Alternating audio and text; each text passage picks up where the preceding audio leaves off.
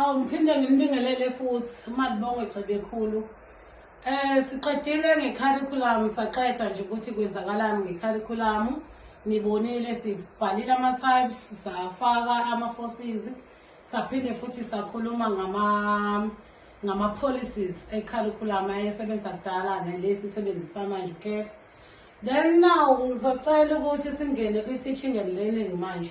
Singena kwi-teaching and learning okuyiyona yona eyenziwayo laphana ekoleni. Igama lami uMadibongo Gcebekhulu waseMpangeni. Ngiyatholakala ku-TikTok, ngiyatholakala ku-YouTube kusami. Sila namhlanje ngiyi-private tutor mina education. What is the teacher? Uyabona ke ngizocela ukuthi nimemane nje. Nimemane for le lokhuza le workshopanyana le encane le kathisha nje. Uyangena uthisha oqashiwe, uyangena futhi nomfundi ukuze ekusiza ukuthi ukukhumbuzana kancane ukuthi kahle kahle yini elindelekile lapha kuthisha. Sikwi-teaching and learning njengamanje yini elindelekile lapha kuthisha lokhuzini. What is a teacher? The teacher is a person who teaches, especially in schools. The teachers should be qualified and registered to say. The teachers should train and have knowledge about the subject that they teach. The teachers should understand CAPS curriculum. The teachers should have pedagogical knowledge and skills. The teachers should be passionate and curious about their professions. Teachers should bring change to everyone in the community. Uyabona bafethu masikhuluma ngothisha, sikhuluma ngomuntu obalekile kahle kahle kucishe kuyo yonke i-sector ekhona la ekhona esinayo ngoba yonke into iqala kuthisha ezandleni kathisha. Uyilonto iyona ngenxa kathisha. Uyayibona lonto leyo.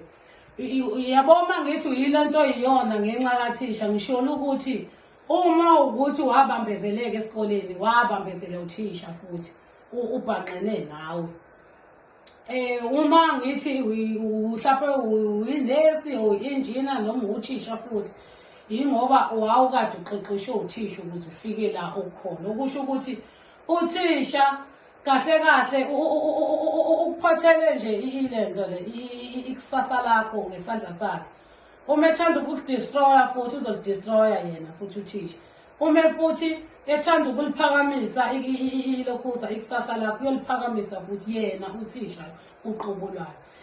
Ngeke ke liphakamise yedwa engabe uthisha nothisha phela esikoleni unesifundo sakhe asifundisayo, which means esifundweni sisodwa bakhona abanye angeke ulekhise uthisha oyedwa ngaphandle makuyisifundo ngempela esidinga ukuthi sikhushulwa ngempela njengo life skills. Mawulekhile wangayithola ke life skills esikoleni hayi khohlwa.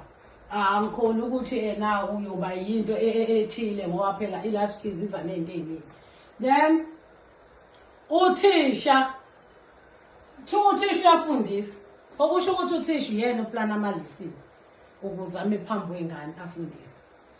Uthisha kuthiwa abe-qualified uthisha.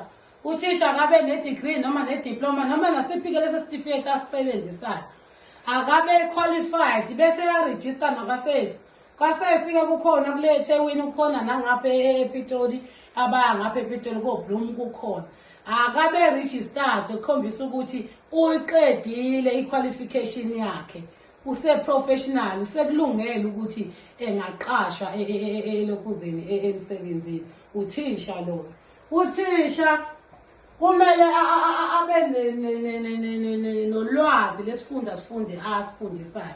Uthisha uma knowledge esifundo asifundisayo kwenza ukuthi isifundo sifundiseke ngendlela izingane zikwazi ukuthola lokho ezikufundiswayo ngendlela phinde zingakhohlwa.